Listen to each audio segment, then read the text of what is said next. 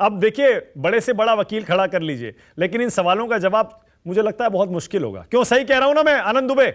ये guerrilla war जो अजय संजय राउत कह रहे हैं, ये मुझे लगता है कि अब गुरिल्ला वॉर का मतलब ये आप कॉम्प्लीमेंट कर रहे हैं शरद पवार को, या आपको भी शक हो गया, पता नहीं क्या करना चाह रहे हैं पवार साहब?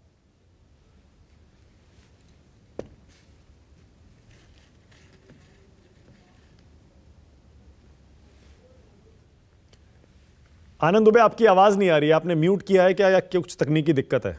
आपकी आवाज नहीं, मुझ तक नहीं है। हाँ, अब आ रही है, बोलिए। हाँ, अब आ रही है, बोलिए बोलिए। गुरिल्ला वार का मतलब ये होता है कि विरोधियों को अपनी रणनीति का पता न चलने दिया जाए। यही तो गुरिल्ला वार होता है। यही तो संजय राउत जी कह रहे हैं कि भारतीय जनता पार्टी और उनके सहयोगियों को शरद पवार जी की किसी भी रणनीति का पता न चले, यही गुरिल्ला वार है। और विडंबना देखिए, आदरणीय बृजमोहन श्रीवास्तव जी हमारे बड़े भाई हैं, वो कह रहे हैं कि शरद पवार साहब हमारे मेंटर है, हम उन्हें मना लेंगे। दूसरी तरफ कह रहे हैं कि वो आए चाहे न आए, वो माने चाहे न माने, हम भारतीय जनता पार्टी के साथ रहेंगे। तो हमारे गुरिल्ला वार में धीरे धीरे अजीत पवार जी फंस गए हैं और आगे भी फंसेंगे। अब बात करता हूं आपके सर्वे की।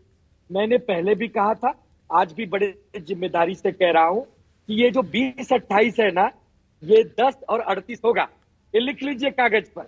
2024 में अजय आलोक जी बैठे हैं, 38 इंडिया, 10 एनडीए। ये दुर्भाग्यपूर्ण स्थिति की जनक स्वयं बीजेपी है। क्यों? क्योंकि बीजेपी ने शिवसेना तोड़ी ये सोचकर कि हम मजबूत हो जाएंगे। उल्टा ये हुआ कि सिंपैथी जनता हमारे साथ है। उन्होंने एनसीपी तोड़ी यह सोच के कि हम और मजबूत हो जाएंगे। उलट शरद पवार साहब और मजबूत हो रहे हैं। 700 से ज्यादा गाड़ियों का काफिला उन्हें न्योता दे रहा है, उनका स्वागत कर रहा है। तो अजय आलोक जी, ये जो विडंबना की स्थिति बनी है ना, इसके कर्ता धर्ता आप हैं। लेकिन आनंद दुबे, पार्टी है। अरे आनंद दुबे, लेकिन देखिए, फिर से आप कह रहे हैं कि अजीत पवार फंस गए गुरिल्ला वॉर में। कैसे फंस गए अजीत पवार, बताइए कैसे फंस गए? अजीत पवार ऐसे फंस गए कि अजीत पवार को जिस उम्मीद से भारतीय जनता पार्टी ने लाया था कि आप हमारे पास आ जाओ, हम आपको मुख्यमंत्री बना देंगे, वो तो बन नहीं पा रहे। अब मुख्यमंत्री यदि बन नहीं पा रहे तो राजनीति में तो खोना ही होता है। राजनीति में तो अंततः आप सत्ता के लिए आते हैं ना। तो नहीं, एक बात बताइए, चलिए मान लिया महाराष्ट्र में एनडीए को नुकसान हो रहा है, 20 सीटें हैं, आपकी 28 है, मान लिया। अरे वही सर्वे कह रहा है 306 है इनकी, 306। सरकार तो वापस आ रही है ना। आपने अगर कुछ सीटें कम भी कर ली तो आप क्या मॉरल विक्ट्री ले लीजिए, फिर नैतिक जीत आपकी हुई। महाराष्ट्र में आप जीते, देश में वो जीते। मानक जी, आज 26 अगस्त 2023 है।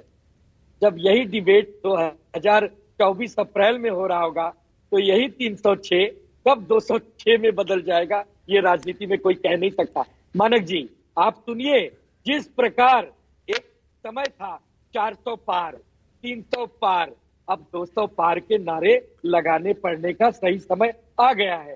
तो राजनीति बदलती है। राजनीति हर्षवर्धन त्रिपाठी, जो हर्षवर्धन जी, इसका मतलब